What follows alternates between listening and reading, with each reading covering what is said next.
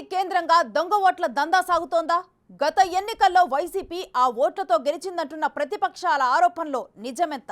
ఇది తిరుపతిలో hot topic గా మారిన అంశం. 38,000కు పైగానే దొంగ ఓట్లు ఉన్నాయని వాటిని పరిశీలించాలంటూ కూటమి నేతలు ఈసీని కలవటంతో రాజకీయ వేడి మరింత పెరిగింది.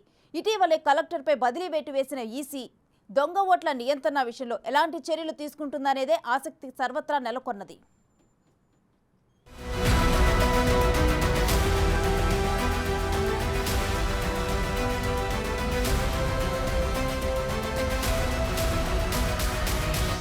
తిరుపతి లోక్సభ ఉప ఎన్నికల్లో దొంగ ఓట్ల దందాను అధికార పార్టీ కొనసాగిస్తోందని ప్రతిపక్షాలు ఆరోపిస్తున్నాయి. గతంలోనూ ఆ ఓట్ల వల్లే ఫ్యాన్ పార్టీ విజయం సాధించిందని టీడీపీ, జనసేన, బీజేపీ నేతలు ఘాటుగా ఆరోపణలు చేస్తున్నారు. ఇప్పుడు అదే తరహా వ్యవస్థీకృత నేరానికి పాల్పడే ప్రమాదముందన్న ఆందోళన వ్యక్తం చేస్తున్నారు. తిరుపతి శాసనసభ నియోజకవర్గ ఓటర్ల జాబితాను పరిశీలిస్తే నకిలీ, డబ్లింగ్ ఓట్లు ఎక్కువగా వెలుగులోకి రావడంతో ప్రతిపక్షాల ఆరోపణలకు మరింత బలం చేకూరినట్లయింది. ఒకే వ్యక్తి పేరు, తండ్రి పేరు, ఒకే ఇంటి నెంబర్తో వేర్వేరు పోలింగ్ కేంద్రాల పరిధిలో రెండేసి ఓట్లున్నాయి. ఓటరు పేరు, తండ్రి పేరును ఆంగ్ల అక్షరాల్లో కొద్దిగా మార్చేసి రెండేసి పించిన విషయాలు బయటకు రావడంతో జనసేన, టీడీపీ ఆగ్రహం వ్యక్తం చేస్తోంది. నియోజకవర్గంలో ఇలాంటి ఓట్లు 38,493 ఉన్నట్లు ప్రతిపక్షాలు గుర్తించినట్లు సమాచారం.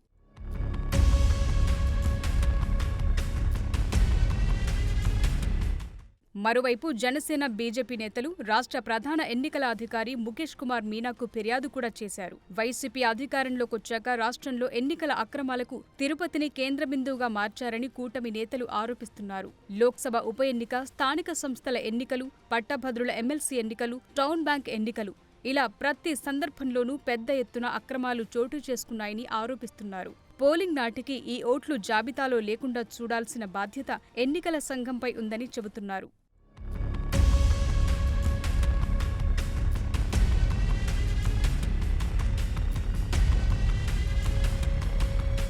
ప్రతిపక్షాల ఆరోపణలకు బలం చేకూరేలా ఇటీవల కొన్ని ఘటనలు జరిగాయి. అధికార పార్టీకి కొమ్ము కాస్తున్నారనే అభియోగంతో కలెక్టర్ లక్ష్మీశపై కేంద్ర ఎన్నికల సంఘం వేటేయటం సంచలనంగా మారింది. ఆయన్ను ఎన్నికల విధుల నుంచి ఈసీ పక్కన పెట్టింది. ఆ స్థానంలో సంయుక్త కలెక్టర్ ధ్యానచంద్రకు బాధ్యతలు అప్పగిస్తూ ప్రభుత్వం ఉత్తర్వులు జారీ చేసింది. రేణిగుంట సమీపంలోని చంద్రగిరి ఎమ్మెల్యే చెవిరెడ్డి భాస్కర్ రెడ్డి ఆధీనంలో ఉన్న గోదాములు వైసీపీకి చెందిన సామగ్రి, తాయిలాలు పెద్ద ఎత్తున పట్టుబడ్డాయి. ఎక్కువ పరిమాణంలో సామాగ్రి ఉన్నా చాలా తక్కువ చూపించారని ఆరోపణలున్నాయి. ఎమ్మెల్యే చెవిరెడ్డి భాస్కర్ రెడ్డికి అనుకూలంగా అధికారులు తూతూ మంత్రంగా పంచనామా చేసి వదిలేశారని ఆరోపణలు చేయగా, జిల్లా ఎన్నికల అధికారి అయిన కలెక్టర్ లక్ష్మీశ కనీసం గోదాము వద్దకు వెళ్లకపోవటం చర్చనీయాంశంగా మారింది. దీనిపై టీడీపీ నేతలు రాష్ట్ర ఎన్నికల ప్రధానాధికారికి ఫిర్యాదు చేశారు. వీటిని పరిగణనలోకి తీసుకుని కేంద్ర ఎన్నికల సంఘం తిరుపతి కలెక్టర్ లక్ష్మీశపై వేటు వేసింది.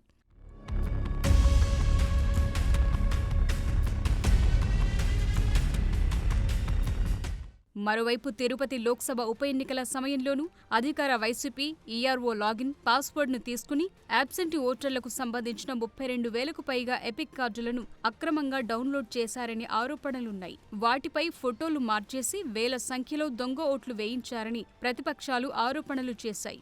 దీనికోసం ఇతర ప్రాంతాలకు చెందిన వేల మందిని బస్సుల్లో తిరుపతికి తరలించారని, దొంగ ఓట్లేయటానికి వరుసలో నిలబడిన వారిని ప్రతిపక్ష పార్టీ నేతలు ప్రశ్నిస్తే పొంతనలేని సమాధానం వచ్చిందని చెబుతున్నారు.